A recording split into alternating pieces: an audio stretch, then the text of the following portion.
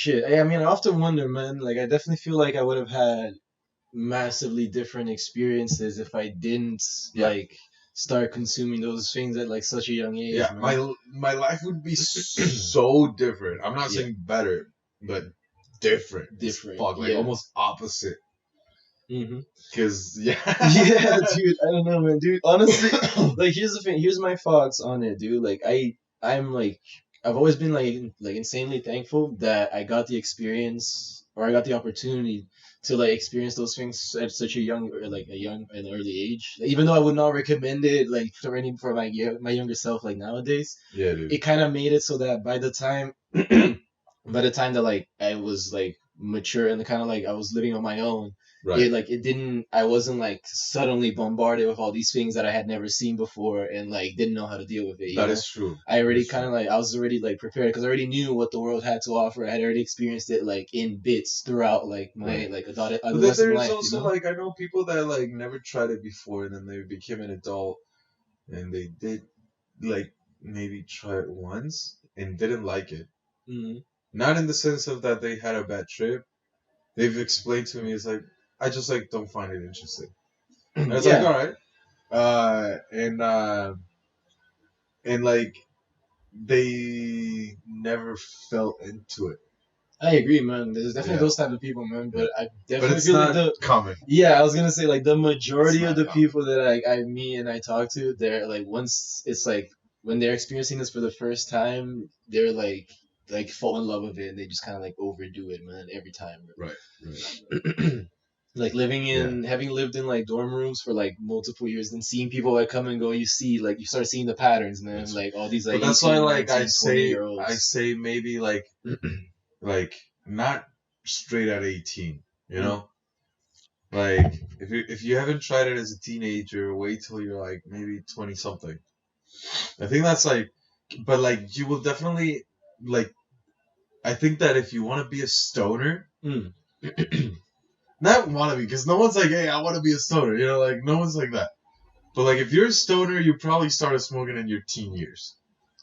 Yo, okay. First of all, I was like that. I said that, man. I sat myself down and I was like, oh, I'm not gonna be a stoner, bro. I don't care what happens. I'm gonna be a stoner, yo. But I mean, like I said that to me when I already was though. Yeah. So yeah, this to me, like, when did you actually like kind of I guess decide, or do you feel like it became like official that you were a stoner, bro? It was when my friend Zach started smoking. Shit. Okay. How come, man? Why? Because he was my neighbor and we hung out almost every day. Mm-hmm. And his mom like let us smoke. Oh shit. Okay. But the first time he smoked, he went to my house and we tried it. We went to the park and shit. But we were neighbors, so it was the same shit, you know. Yeah. And but yeah, man. Like he after a while that I've been smoking, and he knew that I was smoking. Mm-hmm. But I wasn't smoking every day or anything. It wasn't a lifestyle. Mm-hmm.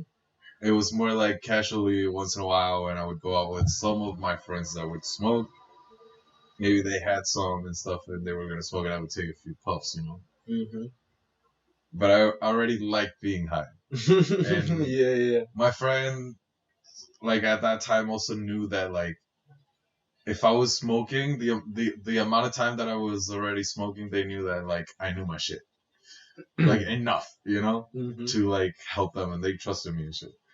So he one day is like, he fucking like doesn't even call me or anything. He just like rings my doorbell. And I'm like, and I'm like, dude, I'm ready to. No, he like, oh, I opened the door and he's like, dude, I'm ready to fucking try it. And I was like, oh shit, what? Just like out of nowhere. Yeah.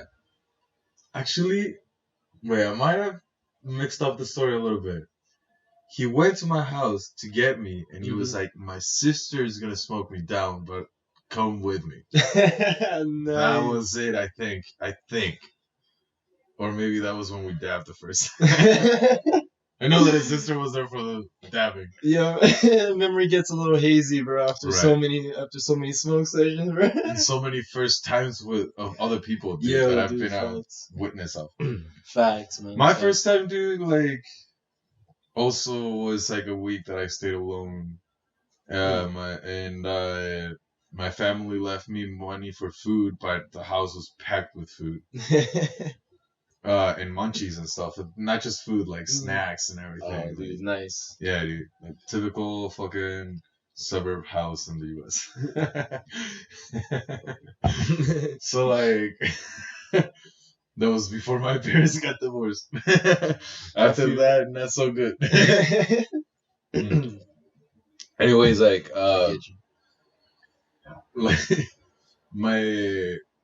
I just used that money and bought an eighth, which like took me forever to fucking get. But it was like such a trip to get, and it was like a 12-hour process of like actually getting the weed, from like starting to ask people, my friends. No one was there, no one had a hookup, no one this, no one that, and then all of a sudden this one girl that I was friends with, she's like, yeah, I got you stuff, and give her the number. Damn. Yeah, dude. And then like trying to catch this guy to answer me, you know, and then I was a sophomore. I was like 15, you know, not 16 yet. You know? So like I was pretty young, and we went to this motherfucker's house. He was like 20 something, and yeah, we picked it up, and then we smoked, and I just like listened to music, and then we might have watched a movie, but I think that like my peak was listening to music. But it was because we went on the basement, no natural light. We turned off all the lights and turned on fucking Dark Side of the Moon, full fucking volume, and the radio. Dude. Shit, yeah, man, you just went like the most stereotypical thing you could think of. Yeah. Like, what do you do when you're high? Yo, man, I heard that you can watch Dark Side of the Moon. Right. Now, obviously, like, I was a fan of Pink Floyd and all their albums before, but I liked Dark Side of the Moon for that because it was long, and it has many songs. But it wasn't as long as The Wall. The Wall was too intense. And like the other one, my top favorite is Animals. But Animals is just 5 songs. You know, like, so like, yeah, I like that. And dude, like, it was trippy. Dude, trippy. I completely get it. Like, my first time, I also like had it in my mind that like I wanted to try like as much shit as I wanted as I could, like to see what being stoned was really like, if it was like in the movies, you know. Yeah. So I remember like waving my hand in front of my face and being like, "Yo, wait, is it in slow motion?" Like, no, I started doing that. I was like, dude, with LSD, I started doing that shit. Yeah, man. With LSD, it works nicely on acid, man. On acid, yeah, man. Like, I mean, that's same shit, you know. Like, oh shit! Yeah, LSD. No, not ecstasy. Yeah, LSD. Yeah. For some reason, I just thought you said ecstasy. Yeah. But yeah. When I don't know. To me, like a lot of drugs, like hit my senses before it hits my brain. Like right before I start coming up, like my senses just kind of like, you know.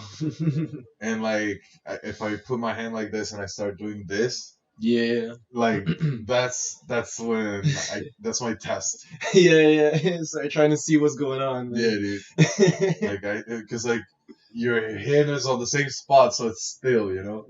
But like everything moves, so if that fucking trips me out, it's like, ooh, I'm coming up. Okay. Oh shit. That's crazy. Oh man. Yeah, man. Trippy shit.